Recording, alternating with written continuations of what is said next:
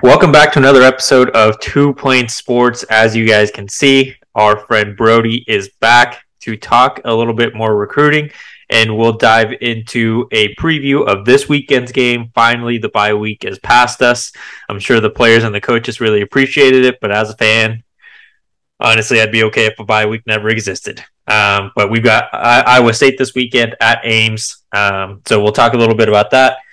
The Cyclones, what could potentially be a danger for Oklahoma, their biggest challenges, and some places where maybe they can take advantage of that team to come out with the dub. Before we get started, as always, we really appreciate you guys for watching, listening, liking, subscribing, commenting. Make sure you keep doing what you're doing.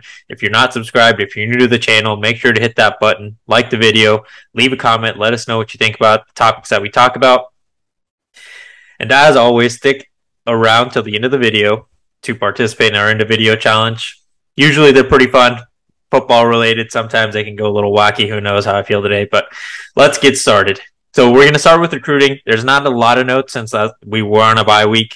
Coaches did travel around the country to visit some recruits. Nothing really big coming out of them other than just visiting them at their high school games. But Brody, I know you wanted to mention Jacoby Johnson.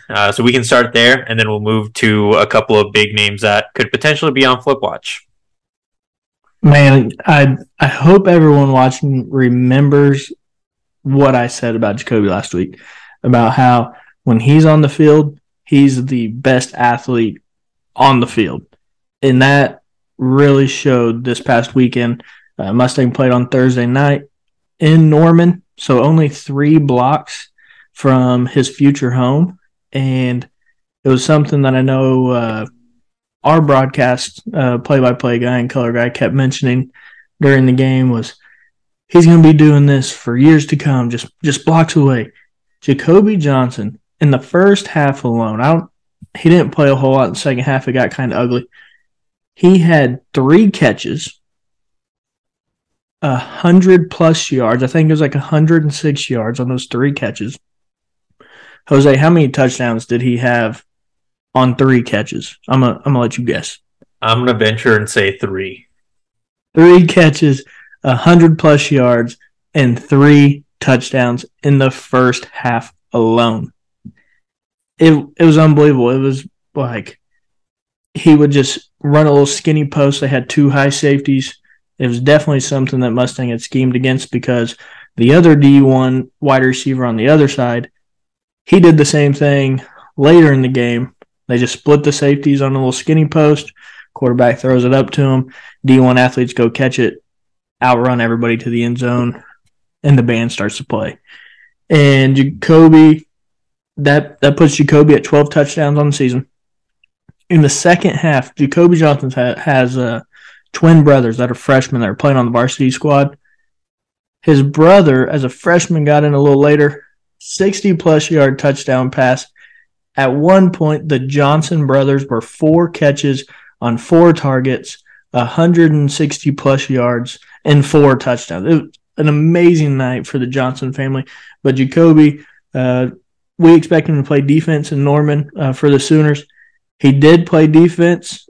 He was the spy for the Mustang defense against the Norman Tigers offense, who their quarterback is a hope I'm not being misspeaking here, but I believe he is a state champion sprinter, and the kid can fly.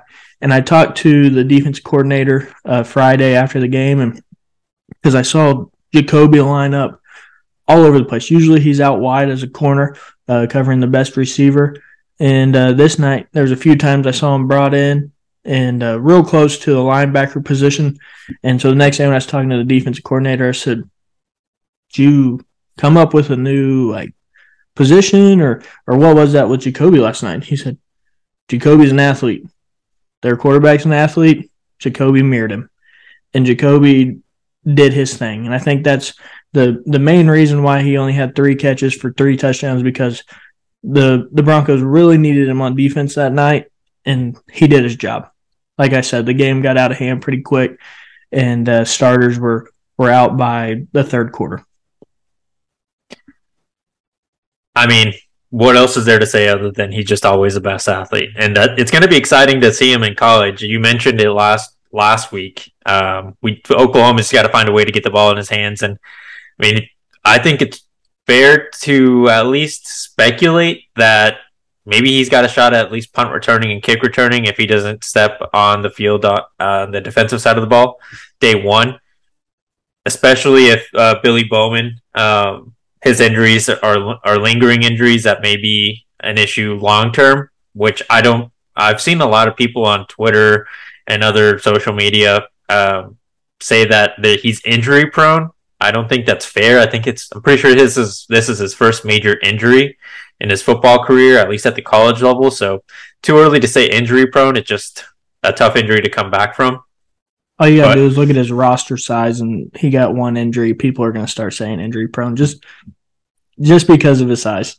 Yeah, exactly. So, I mean, Jacoby Johnson's going to be a big time contributor to Oklahoma for years to come. But let's move on to a couple of guys on the other side of the Red River in Denton Geyer. Both safeties. We'll start with Ryan Yates. Not too much on him. I'm sure a lot of you have seen his post on his Twitter saying that he has fully shut down his recruitment and is sticking with the LSU Tigers, doing a little bit more digging. It really seems like Oklahoma did everything they could, and by no means do I expect Brandon Hall and Coach Venables to stop pursuing him, but it definitely won't be as full court press, for lack of a better term, than it was before. It really seems like he's really loves LSU. What Brian Kelly's doing. LSU, when they look bad, they look really bad, but they've done enough to win. I believe now they're 5-2 in this year, so they're a pretty good squad. And LSU is known for developing DBs, so can't blame the kid for going there. But it's not over till he signs that piece of paper. So I wouldn't expect Oklahoma to stop recruiting him, but also don't get your hopes up too high that a flip is coming anytime soon from him to anywhere. Another guy to talk about is Peyton Bowen, his teammate. Bowen just visited Oregon this last weekend.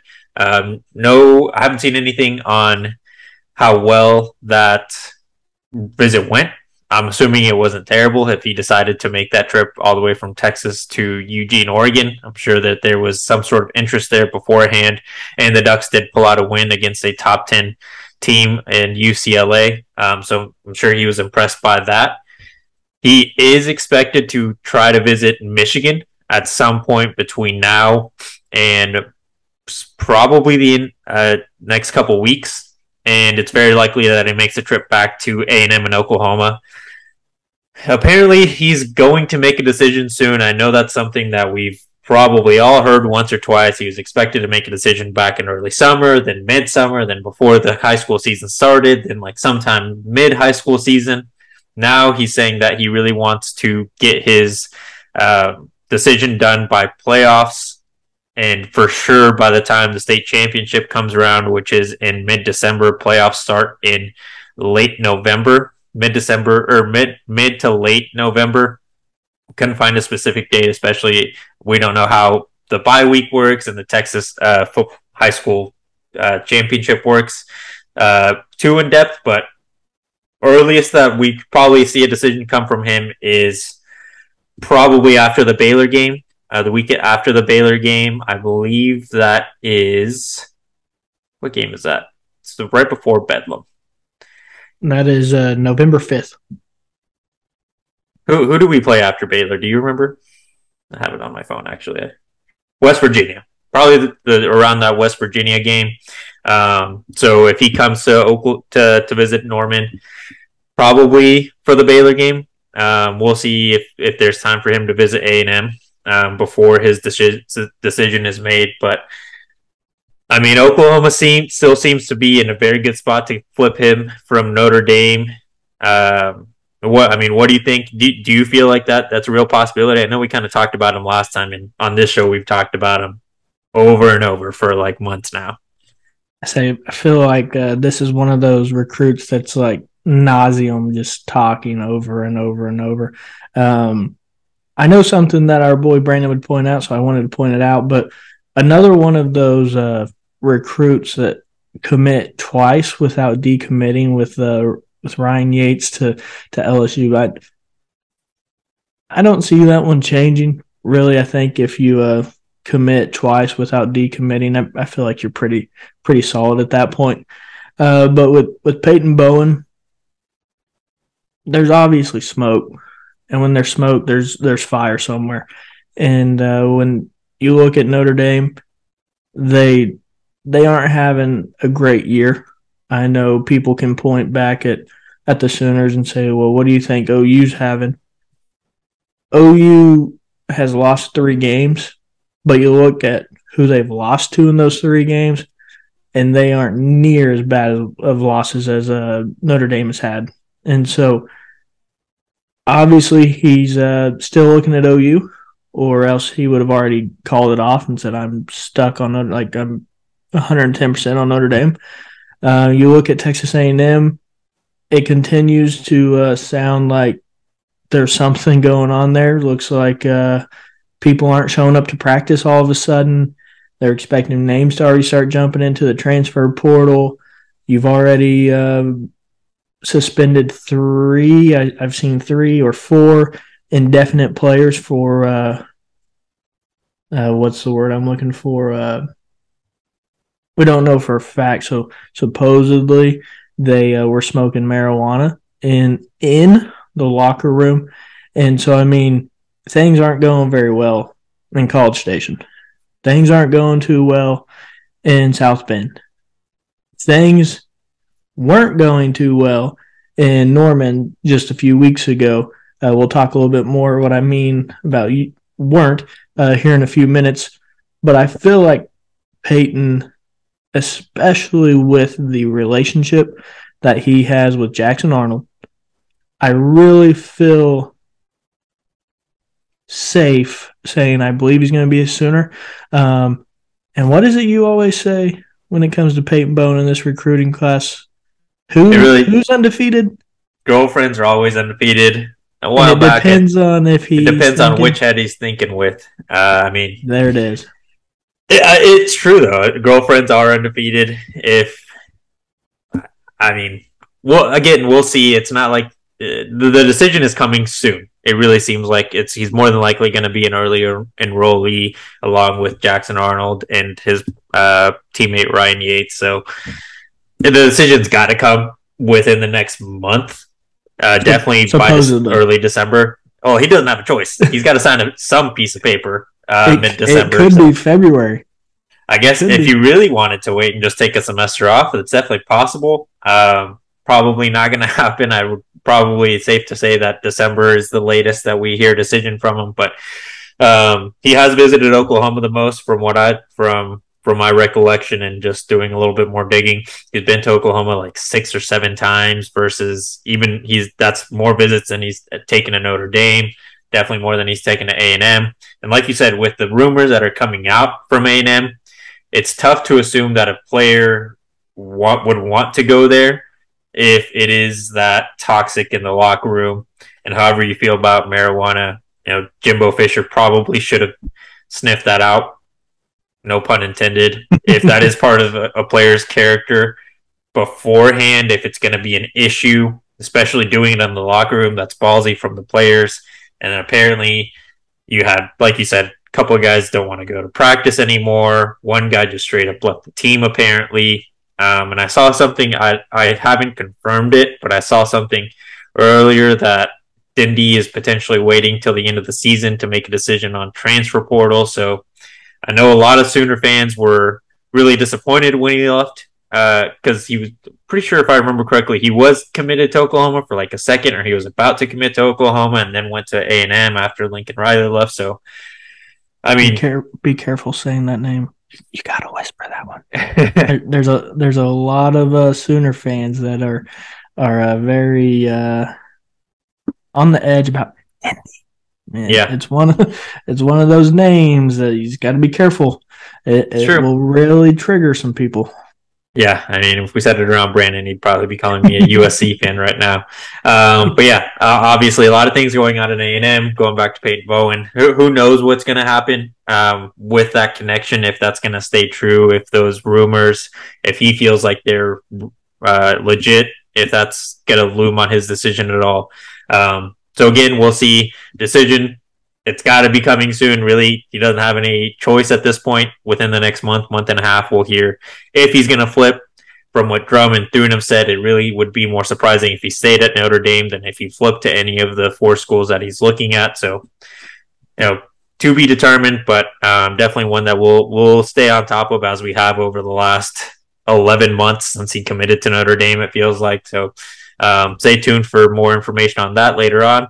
It sounds like, looking at the bracket, it could be as early as November 11th, or if he waits till the championship, as late as December, like the week before Christmas, I believe. Mm-hmm. I mean, so he could be just a couple of weeks away, or he could possibly be an early Christmas present for Sooner fans or whoever ends up getting him.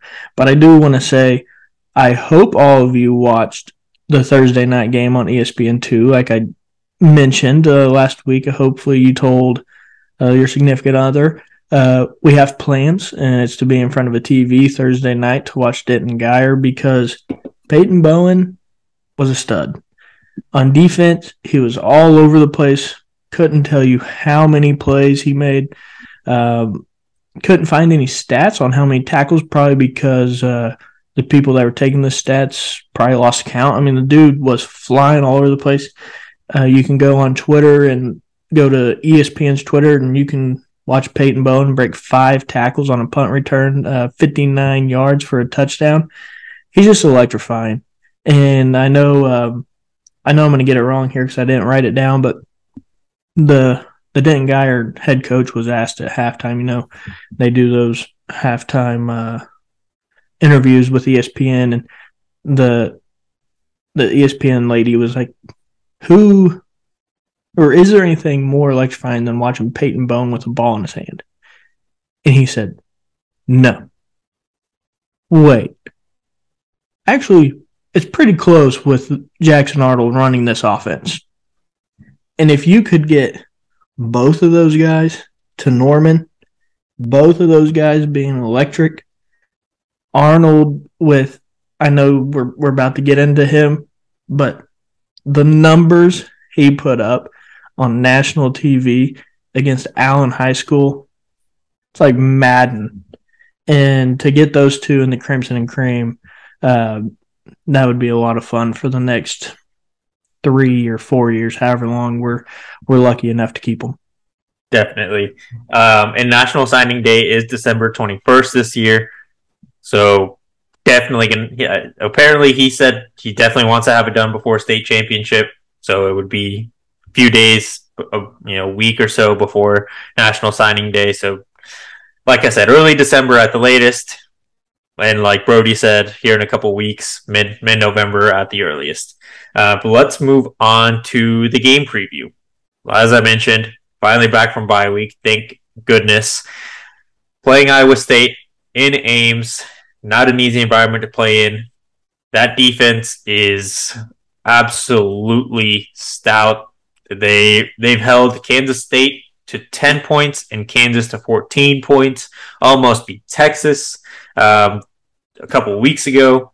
So by no means is this a game that Oklahoma can come in and expect to win. And I don't think this team has that expectation anymore, and neither should fans for any game for the rest of the season. As I said, I think personally in last week's video when we had Brody on, I think Oklahoma can go on and finish this season with all W's. We'll see what happens, but to talk about this game specifically, let's start with Iowa State's defense first. Right now, I pulled some stats for them earlier. Let me pull up my notes here. Right now, I think their biggest weapon is on the defensive side is Will McDonald. Currently, he has 3.5 sacks, leads their team in that category. Their defense is ranked 16th in the passing game and 15th against the run.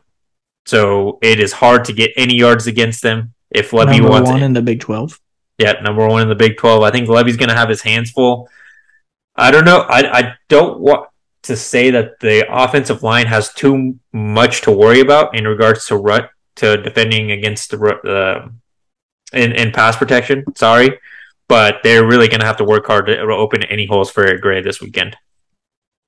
I know the first thing I wanted to start off with, because it's been a big deal with Brent Venables, and he's been saying it. I'll use the same word I used with Two Plane Sports and Peyton Bone, ad nauseum. Do you know what kind of front Iowa State runs? Oh, you haven't been listening to BV this week, because he's said it about 17 times. The Iowa State Cyclones run a 3-man front. I wonder why he's saying that. Maybe because OU fans have proven over and over and over again that they are sick and tired of the defense running a 3-man front. They don't think it's going to work. It'll never work. Why are we running it? Put a 4th man out there. But Iowa State, they're number 1 in the Big 12 defensively, and they run a 3-man front. It can work. It works for them. They're only giving up 105.3 yards per game rushing, 184.4 yards per game passing, and they're only giving up on average 15.1 points per game. This defense is stout. But are we surprised by that with Iowa State? I mean, I can't remember a time besides maybe, what was it now? I guess it would have been 2 years ago. I can't remember a time that Iowa State beat the Sooners because we just about exploded the scoreboard. 2 years ago, maybe, in Ames with Charlie Kolar and Purdy. That team put up quite a bit of points, I believe, if I'm not mistaken. But other than that, it's usually Iowa State. Iowa State finds a way to slow down the offense. I think that's a possibility this weekend. I know the over-under is 56 points. I'm going to go under. Call me crazy. I know I heard on the last episode, sorry if you're listening, but I already forgot Brandon's little brother's name. He said something about we're going to have to score more than 30 points to win this game. I don't know if that's going to be the case. Them offensively, we'll talk about in a second. I don't have a whole lot of trust in. Them defensively, they're going to cause problems. Yes, the Sooners had a week off to prepare for this team, but Iowa State had a week off to also prepare for the Sooners. I think the number one factor this weekend is the offensive line. How many yards? Because right now we have Eric Gray averaging, I saw this stat the other day, he leads the nation, I believe, in like yards per carry. Like 7.4 or something like that. 7.4 or 7.6 or something like that. We will need that Saturday in Ames, Iowa, to be able to walk away with a victory. And between him and Javonte Barnes, we need to be averaging north of 4 yards per carry. It's going to be really tough. This defense usually doesn't give that up. But let's expose them and see if we can do it. Yeah. The line is definitely going to have their work cut out for them with the running game. Again, I don't see them being too big of an issue with protecting Dylan and making sure he doesn't get hit. Can they get a couple sacks? Probably. I think it's fair to say the offensive line has definitely gotten better throughout the year, but they are not what Oklahoma had back when it was Drew Samia and Cody Ford and the boys back when they won the offensive line award, the offensive line of the year award. So it wouldn't be crazy to see them get a sack or two this weekend. Iowa State, I was actually surprised. They're not amazing at creating turnovers. I think they're towards the bottom in the country. They're somewhere in like the hundreds in creating turnovers, but they will not give up any yards. Probably, I didn't look it up specifically, but with the amount of yards that they allow, probably safe to say that they probably cause a lot of 3-and-outs. So making sure that we're able to sustain longer drives is going to be key.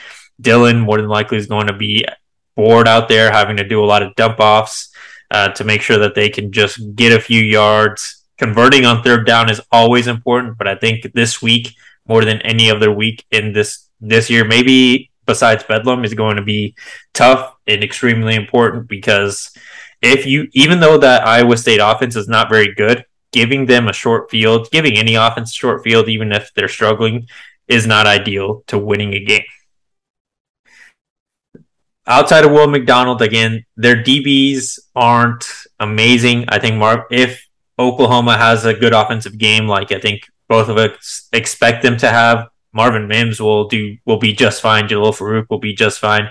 Would not surprise me if we saw each of our receivers, of our starting receivers, meaning Mims, Theo, and Jalil, get a touchdown. Probably even Drake get a touchdown. Or at least put the team in position to score. Honestly, the biggest concern I have, again, like you mentioned, is can they establish the running game and can they let Eric Gray do what Eric Gray does? If he can get around that 5 yards per carry average that he does pretty well, since he does average 7, the offense will be just fine. I think the biggest concern, and we'll talk about him in a second, is going to be the defense. Do you have anything to say about the Oklahoma offense or the Iowa State defense before we move on to the other side of the ball? If Texas, sorry to bring them up again, if they don't go away from Bijan Robinson in the last 2 weeks, against Iowa State 2 weeks ago and against OSU on Saturday, I think Bijan has huge games against both of them. I want to sit here and say Jeff Lebby cannot get scared away from pounding the ball. It might be 2 yards here, 3 yards here, a loss of 1 here, 4 yards, 1 yard. But eventually, when you have guys in the backfield like Javonte Barnes and Eric Gray, you're eventually going to break a 12, 17, and you always have the chance to break one for 40 plus, always with those two guys. And you cannot be afraid to go away from the running game. You have to lean on them all game. And we've seen it if you watch film on Lebby's offense before he came here. Ole Miss, whatever you want to say about if he was calling plays or not, Ole Miss is running people out of the stadium in the fourth quarter because they did not get afraid to run the ball in the first through third quarter. In the fourth quarter, the defense is gassed. Hands are on their hips. Hands are on their knees. Not getting lined up fast enough. And gosh dang it, here comes the offensive line again. I want off the field. Get me out. You cannot be afraid to do that against this team. And that will then open up your play action passes to hit Marvin Mims down the field. Braden Willis should have a big game in the middle of the field. He should. Braden, I think I'll go out on a crazy limb and say that Braden will be wide receiver number 2 on Saturday. Catches wise. Yards, I don't know. He probably won't have a whole lot of yards because it's going to be those like find the soft spot in the zone for 6 yards. Find the soft spot in the zone for 12. 8, 7, first down. Let's go. Yeah, and I think that's fair. Before we move on to the other side of the ball, who do you think will be, outside of Dylan Gabriel, who do you think will be the offensive player of the game for Oklahoma? Do I have to give it to one? You can go 1A, 1B if you really want. Can I go all the way to, what would that be? A, B, C, D, E, all the way to E and just give it to the front line? I mean, I already said this game, I believe, it comes down to the offensive line. If you're going to make me give it to one person, I'll go with who I just mentioned, Braden Willis. He's going to be huge in the run game. He always is. His toughness in the run game, it doesn't show up in the stats. I know you're not going to be able to look back at the end of the game and be like, oh, you know what? He had 72 blocks in this game. That's amazing. Or he had 4 pancakes. You don't get to see those things. But I believe Braden Willis is the X factor of this game because of the holes he's going to be able to put in the run game and moving the chains in the passing game. Do not be surprised if Braden Willis finds the end zone once again. And Braden Willis, if I remember correctly, is wide receiver number 2 right now for Oklahoma with yards in the passing game. So definitely a fair assessment, I think, and I agree, wouldn't be crazy to see him continue that trend against Iowa State. I'm gonna go with Javonte Barnes. I feel like this might be his breakout game for the year. With how explosive he is, how violent he runs the ball, I don't think he's going to be phased with this Iowa State defense and how stingy they are with giving up any yards on the ground. If he sees a small hole, he was going to punch it and make that defensive line and those linebackers feel every ounce of his weight against them. And as we've said, Eric Gray is an amazing running back and by far the best running back Oklahoma has right now. But Javonte's running style is, I think, what's going to help Oklahoma this weekend create those holes that Eric Gray needs to use his shiftiness and get on the outside and get those big explosive plays. Because with Javonte can just, like you said, make them feel how hard he runs, they're going to eventually maybe second guess themselves or want to try to brace for a hit and exactly, tap out, giving Eric Gray an opportunity to really just run all over that defense. So I'm going to go with Javonte. Let's move on to the other side of the ball. Oklahoma. Go ahead. Just quickly, sorry. I don't know if he's healthy. If he is, this could be a huge game. Probably should be. Hand the ball to Javonte Barnes, Marcus Major. Just feed them the ball 20, 30 times in the first half. And let's see what Eric Gray can do in the second half when these guys are exhausted, saying, "Coach, get me out of here. I'm tired of getting hit, I'm tired of getting smacked in the face." What can Eric Gray do against those guys that, oh gosh, I don't want to, I got to take on this blocker. What can Eric Gray do against those guys? Yep. Let's go to the other side of the ball. Oklahoma defense versus the Iowa State offense. Neither of them very good this year. The Iowa State offense ranks at 88 in the country in total offense versus the Oklahoma defense at 116th, which I believe is the worst since Mike Stoops last season, when we were like the second or third worst in the country. It was pretty bad. In some games, it actually looked like we were the worst in all of college football. Pretty sure we were at some points during that season. So, I mean, let's just be honest about this defense, right? Even though Iowa State has struggled on offense, it's not like they've been completely inept. I mean, they were able to score 21 points on Texas, and Texas has a decent defense. Not amazing, but good enough. And probably, in a lot of people's eyes, could have won that game against Texas. The linebackers are going to be very important.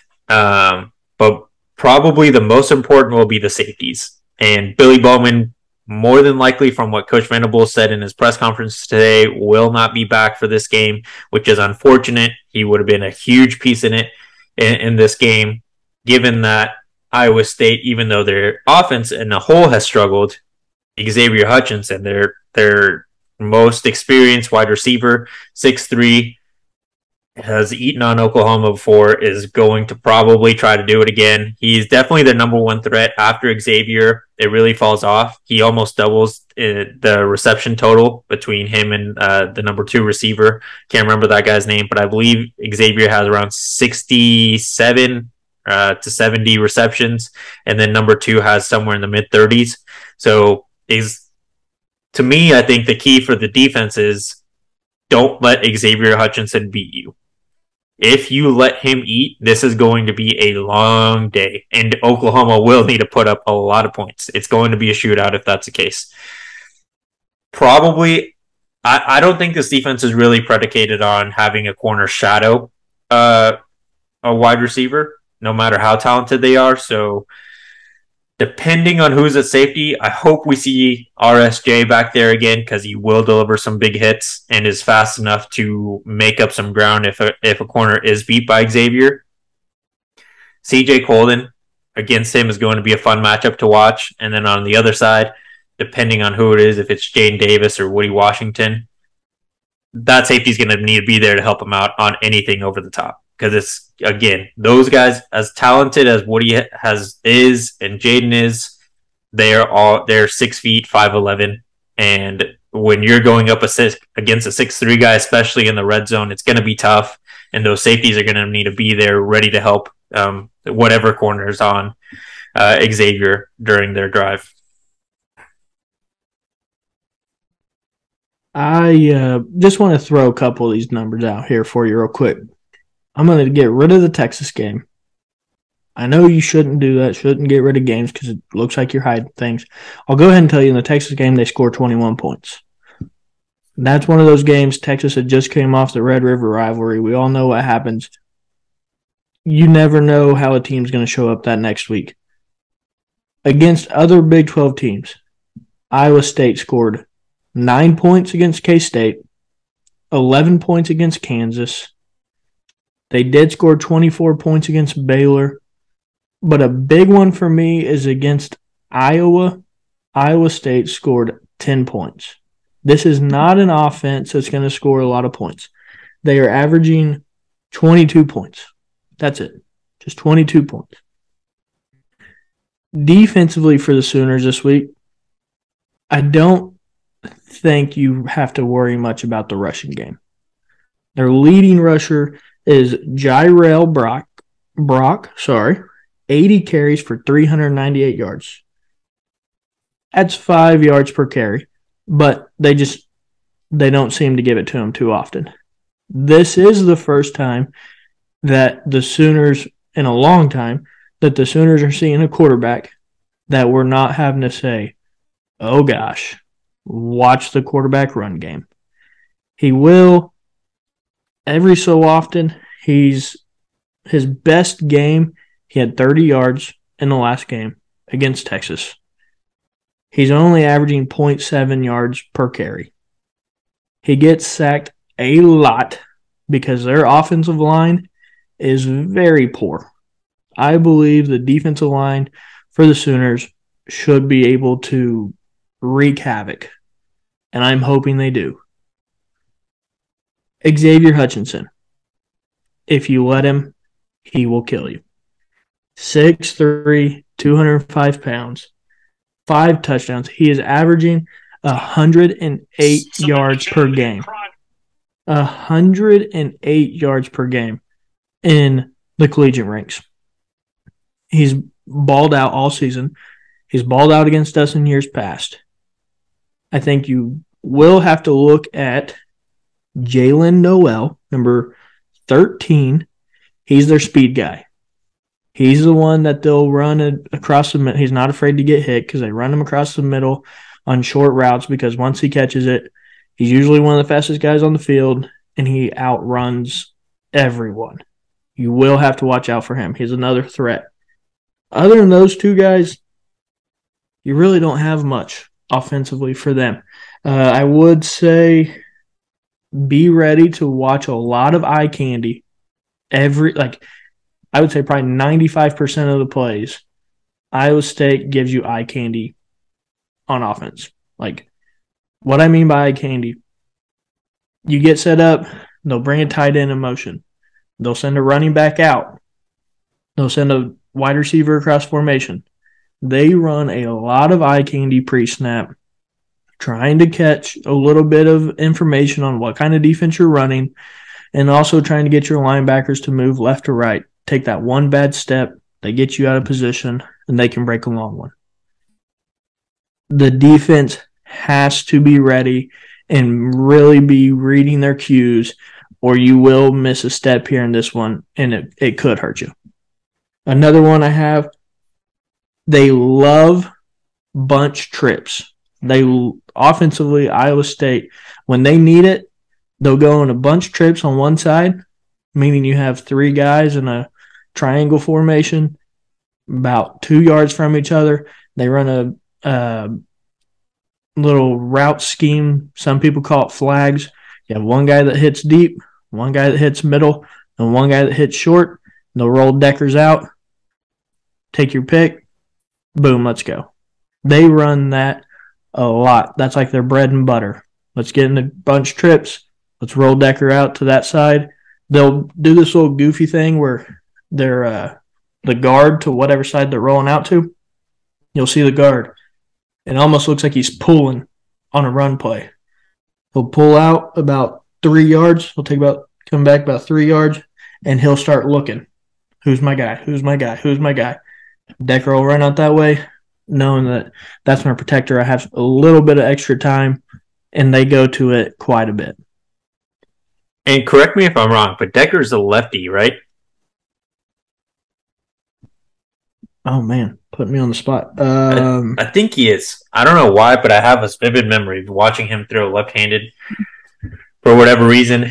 I don't know if that's going to be a huge thing, but I think that might actually help Oklahoma's defense maybe work a little bit more on what they're used to in practice. I know it's more common to play against a right-handed quarterback, but they practice against a lefty. Maybe that helps. I don't think it's going to be a huge deal, but maybe a little bit in regards to how comfortable they are in covering against it, or at least it won't be something that they'll have to worry about. Biggest thing, ESPN actually, their analytics believe that Iowa State has a much better chance at beating Oklahoma, 62% to 62.2% versus 37.8%. And Iowa State is the dog right now by 1 point. So Vegas expects it to be a very close game.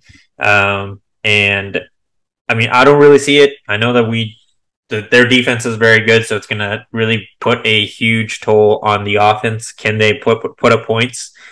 I think they'll be able to put up enough points. Like you said, they average what was it, 22 points, right? 22.9. And most of those points came early on in the season. Because when Southeast Missouri and Ohio. When we've gotten into conference play, like you said, 10 points won the game against Iowa, who Iowa has a god-awful offense, and I don't know why that offensive coordinator is still around, but that's a different conversation. And his dad's the head coach. And then they lost to a team that they let score 10 points, and then in Kansas State, and then 14 with Kansas. So, like, they don't put up a lot of points. You just got to put up points against them. I agree with you with the running game. It really doesn't seem like they go to it a ton. And definitely about Decker, that's going to be the one good thing and probably a relief for this entire defense is they don't have to worry about having to chase him down or worry about him taking off. He's not afraid to do it, like you said, but not very good at doing it. And this kind of giving me deja vu because I said the exact same thing about Adrian Martinez before we played him against Kent State because before that game, he was doing really bad at making any plays on the ground. And we made him look like the best quarterback in college football. So I don't think that's going to be true for Decker by any means because Adrian Martinez showed that in previous years that he was good at making plays on the ground. But Decker, while he isn't very good at it, not afraid to do it. He is a lefty, by the way. Okay. I thought so. I just couldn't remember for sure. It might have been like reverse film that I watched for whatever reason, but glad I got that one right. Let's go in. Who do we think the defensive player of the game is going to be for Oklahoma?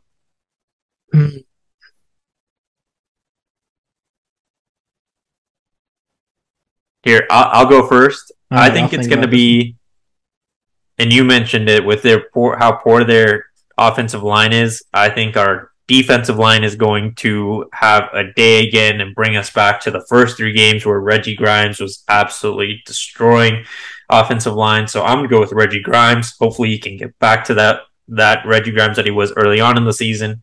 Hopefully this break was able to give him fresh legs for this week and the stretch for the rest of the season. Also would not be surprised if our Mason Thomas gets some big plays in there because he seems to be fully recovered from that hamstring injury that he suffered a few weeks back.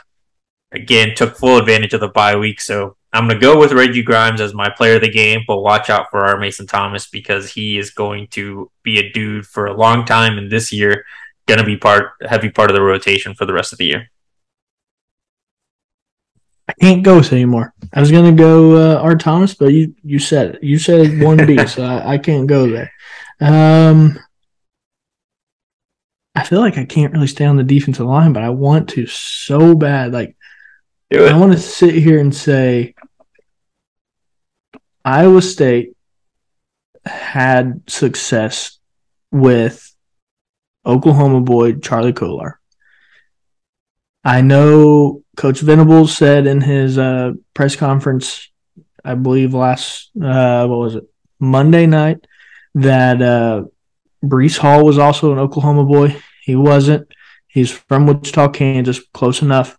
So I'm going to go ahead and say an Oklahoma boy stands up, has the best game of his season so far, ends up being the MVP, Ethan Downs. He's going to show up with no gloves on, probably no sleeves. He's going to be the toughest looking dude out there. You're going to be thinking, are we watching football in 2022 or is this back in like 1994? And I don't know. For some reason, I expect the defensive line to have a big game. You took two of them. I could have gone with somebody like Coe. But why not? Why not just go with the Oklahoma boy from Weatherford, Oklahoma, and go Ethan Downs?